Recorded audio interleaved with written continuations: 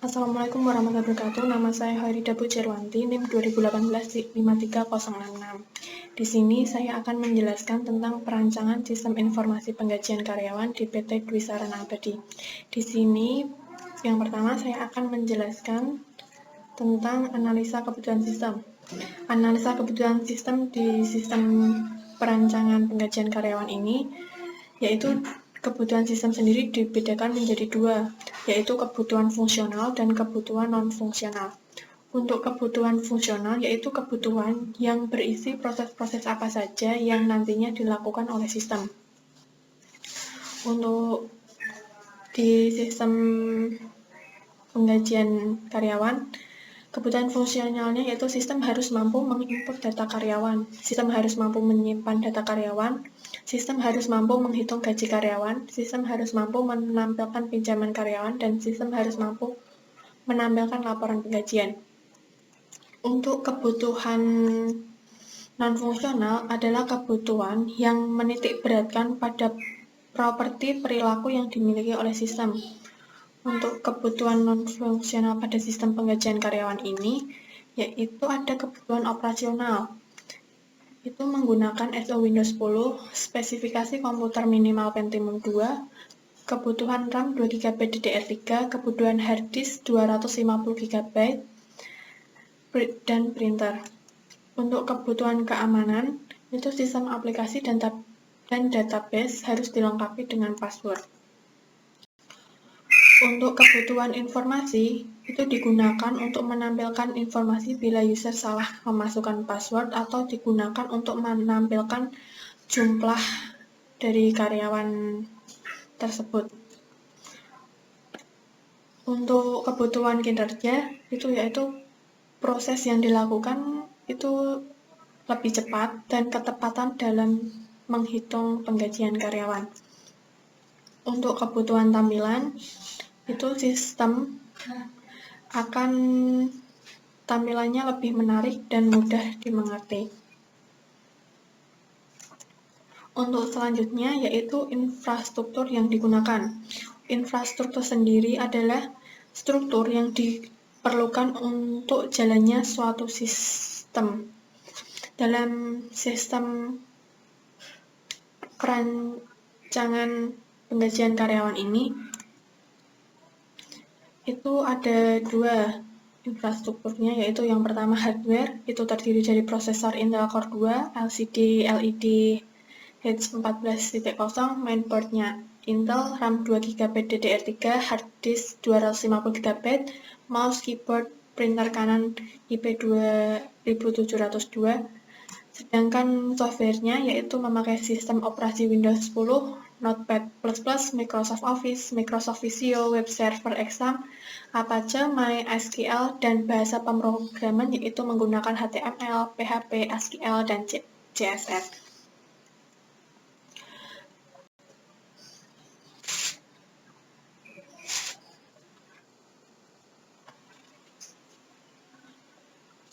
Untuk ERD adalah diagram yang menggambarkan keterkaitan antar tabel beserta file-file di dalamnya pada database suatu sistem. Untuk ERD pada penggajian karyawan ini, itu ada entitas user dengan atribut kode user, nama user, nomor telepon, username, password, dan level. Itu berelasi input dengan entitas pinjaman dengan atribut nomor pinjaman, tanggal, kode karyawan, besar pinjaman, kode user, status lunas, keterangan.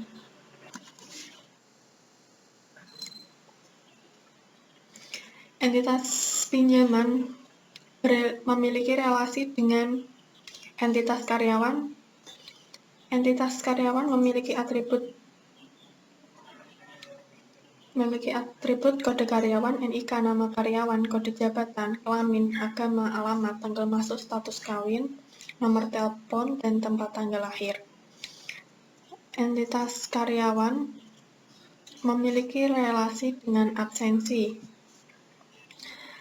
Absensi memiliki atribut ID, absensi, kode karyawan, tanggal, jam masuk, jam keluar, status kehadiran, jenis kerja, keterangan. Entitas karyawan juga memiliki relasi dengan jabatan. Entitas jabatan juga mempunyai atribut kode jabatan, nama jabatan, gaji pokok, uang transport, uang makan, uang lembur. Entitas karyawan memiliki entitas berelasi dengan entitas lembur dengan atribut ID, kode karyawan, keterangan, tanggal, kode user. Entitas lembur ini juga berelasi dengan user. Kemudian entitas karyawan memiliki relasi dengan entitas penggajian.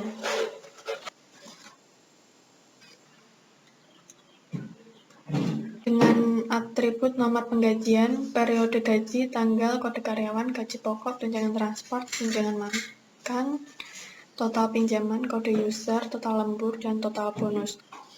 Entitas penggajian itu memiliki relasi dan mempengaruhi oleh entitas lembur. Entitas penggajian juga memiliki relasi dengan pinjaman. Nah, itu ERD dari penggajian karyawan. Untuk selanjutnya, saya akan menjelaskan tentang kamus data. Kamus data adalah katalog fakta tentang data dan kebutuhan-kebutuhan informasi dari suatu sistem informasi. Untuk kamus data dari sistem penggajian karyawan, yang pertama itu ada nama data, data karyawan, bentuk datanya, laporan data karyawan, penjelasan, mencatat data karyawan, struktur datanya, yaitu kode karyawan, NIK, nama karyawan, kode jabatan, kelamin, agama, alamat tinggal, nomor telepon, tempat tanggal lahir, status kawin, tanggal masuk. Untuk kamus data yang kedua, nama datanya absensi, bentuk data, laporan data absensi, penjelasan, mencatat absensi, struktur data, ID, kode karyawan, tanggal jam masuk, jam keluar, status kehadiran, jenis kerja, keterangan. Untuk yang ketiga, nama data, lembur, bentuk data, laporan lembur, penjelasan, mencatat lembur, struktur data, ID lembur, kode karyawan, tanggal, keterangan, kode user. Untuk yang keempat, nama data, pinjaman, bentuk datanya, laporan pinjaman, penjelasan, mencatat pinjaman, struktur data, nomor pinjaman, kode karyawan, tanggal, besar pinjaman, keterangan, status lunas, dan kode user. Untuk kamus data yang kelima, yaitu nama data, laporan gaji, bentuk datanya, laporan penggajian, penjelasan, mencetak slip gaji, struktur data, nomor penggajian, periode gaji, tanggal, kode karyawan, gaji pokok, tunjangan transport, tunjangan makan, total lembur, total bonus, total pinjaman, dan kode user. Untuk normalisasi adalah merupakan suatu pendekatan sistematis untuk meminimalkan redundasi data pada suatu database agar database tersebut dapat bekerja secara optimal. Bentuk normalisasi ada bentuk normal pertama, 1NF, itu seperti gambar di bawah ini. Kemudian bentuk normal kedua, 2NF, itu seperti gambar di samping. Tabel tersebut itu lebih dikelompokkan.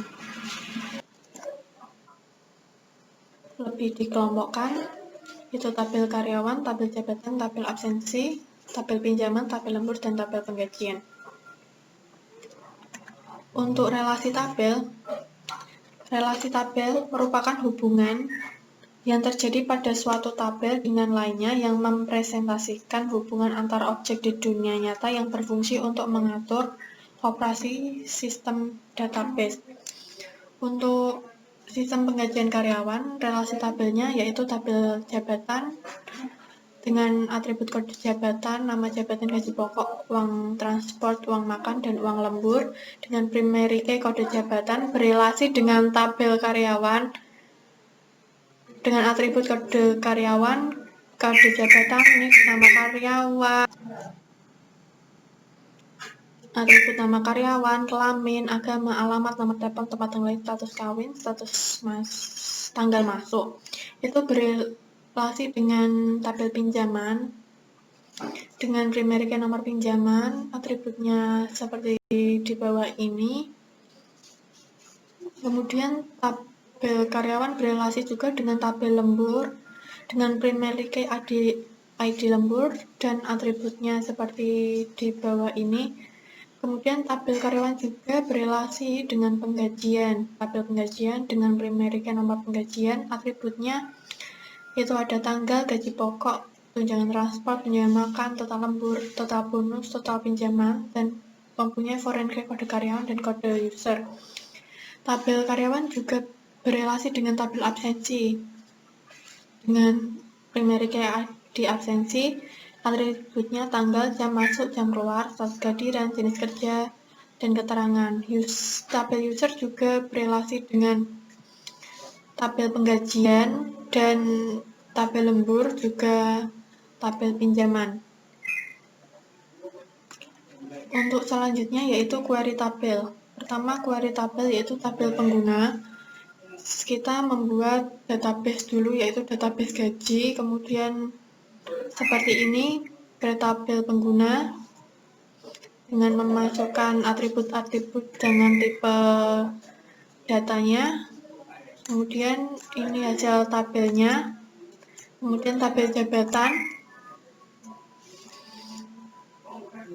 ini hasil dari tabel jabatan, kemudian tabel karyawan,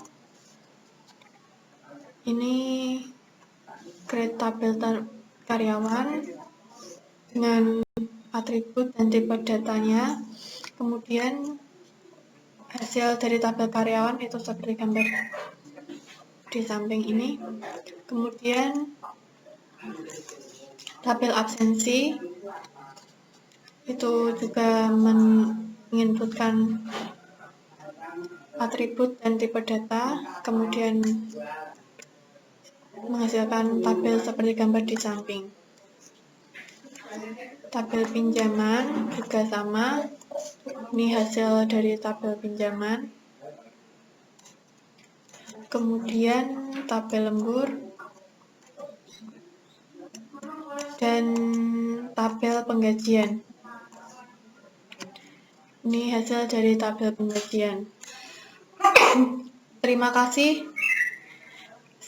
Sekian penjelasan dari saya. Wassalamualaikum warahmatullahi wabarakatuh.